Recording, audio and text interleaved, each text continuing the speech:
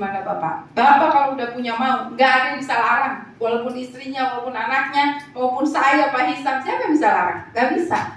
Tapi kita tuh selalu, saya ngotot sama saya, pokoknya jual-jualin Mas, pokoknya kita sekarang bikin pabrik. Karena Bapak tuh punya keinginan 30 juta bisa jadi rumah gitu. Untuk finishingnya. Sakit.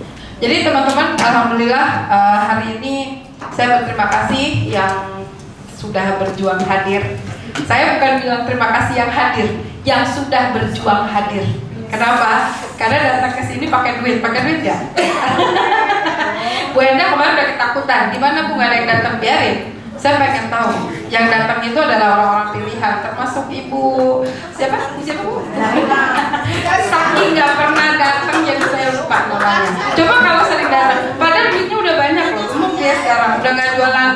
Dia itu semenjak konsultasi sama saya, terus mungkin niatnya kuat, ya alhamdulillah semuanya laku, betul nggak? Ya itu, jadi orang tuh kadang-kadang kan butuh motivasi gitu, karena kalau nggak ada motivasi nggak kuat. Dan ini Bu Enda kemarin bingung, gimana ya Bu ngerubah orang datang ke training harus bayar dengan gratis, gimana cara ngerubahnya? Gampang cara ngerubahnya.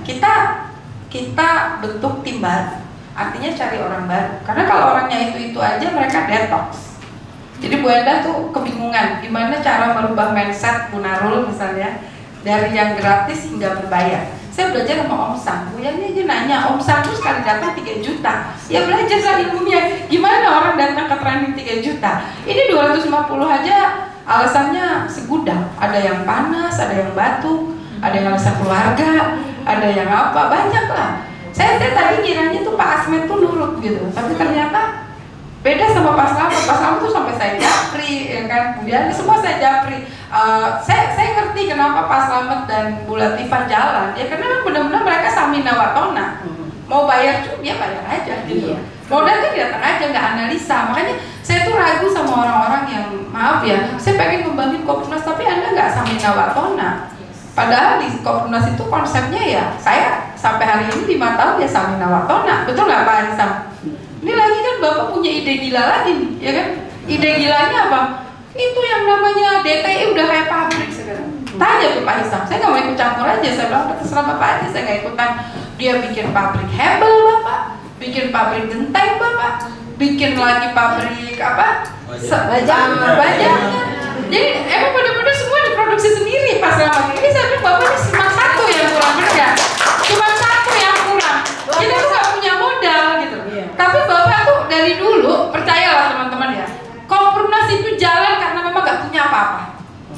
Demi Allah Pak Hisam ngeliat, kita nggak punya uang, tapi Bapak tuh pede banget, ngotot sama saya, pokoknya jual-jualin Mas, pokoknya kita sekarang bikin pabrik. Karena Bapak tuh punya keinginan 30 juta bisa jadi rumah gitu. Untuk finishingnya, saking dia pengen membantu untuk efisiensi, betul nggak Pak Hisam yang tahu persis gimana Bapak kalau udah punya mau, nggak ada yang bisa larang. Walaupun istrinya, walaupun anaknya, maupun saya Pak Hisam, siapa yang bisa larang? Nggak bisa.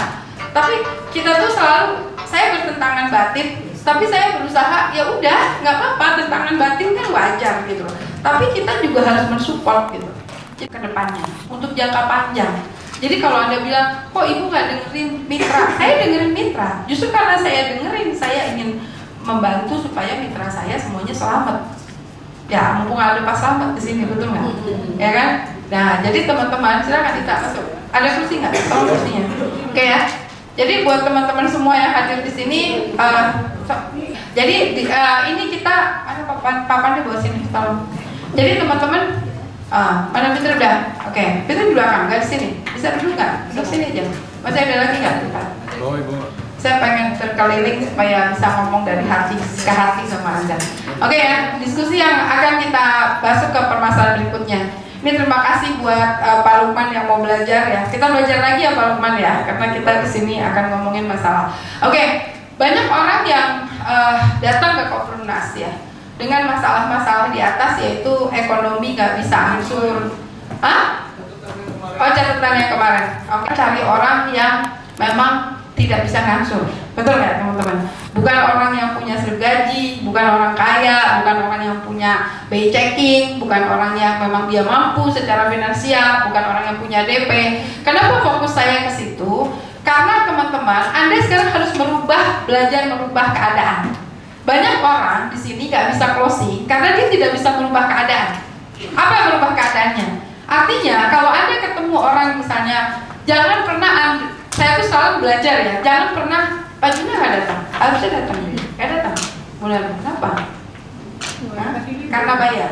Enggak dikasih liburnya kan kita pakai. Apa? Liburnya tiap hari matanya bukan kasih libur. Ya izin sebentar bilang ada libur kan nggak apa-apa. Emangnya dia ngambil sampah seharian kan enggak? Ya, kalau bisa datang lah yang di grup. Saya bilang rugi lah Anda nggak datang. Karena saya di sini kan pakai kata Bu Enda, aku kenapa nggak pas THR? Ya salah, kalau Anda ngasih ilmu pas THR nggak ada gunanya. Justru sekarang sebelum THR saya kasih peluru, betul nggak? Jadi nanti kalau udah pas THR, Anda nggak kehilangan momentum. Ingat loh, THR itu momentum. Anda nggak ambil THR ini, habis THR semuanya lemas. Nggak percaya? Ayo pegang kata-kata saya. Saya mau Bu Enda berpengalaman 5 tahun ya. Habis THR penjualan drop. Percaya nggak? Kalau nggak percaya, pegang omongan saya, catat. Kalau perlu direkam. Habis THR, saya jamin penjualan drop. Betul nggak Pak Luma? Karena habis THR itu semua orang udah bisa. Betul nggak? Justru sebelum THR ini lah saya kasih ilmunya. Pak Bu Enda kemarin nego-nego sama saya, Bu dipindah trainingnya. Enggak. Karena buat saya mau ada 10, ada 100, mereka betul-betul pejuang. Orang yang pejuang pasti datang ke sini. Jadi pertanyaannya, tepuk tangan dulu dong buat pejuang kita. Jadi walaupun puasa jangan lemas gitu ya. Anda adalah seorang pejuang. Fitri nggak kuliah kan hari ini? Oh ya, jangan sampai stres. Oke, jadi yang pertama, karena orang nggak bisa ngangsur, ya. Kalau dia jawab, Bu, saya mau ikut Bu, tapi saya takut nggak bisa angsur. Bu, justru dengan Anda nggak bisa angsur, tugas kita di sini membantu Ibu untuk bisa ngangsur. Jadi kalau mereka nolak, tekenin penolakannya. Jadi Anda jangan diem, Anda jangan pasrah. Justru karena Ibu nggak bisa ngangsur, itu yang saya cari. Loh kenapa? Biasanya Bu, orang yang nggak bisa ngangsur itu hidupnya kepepet.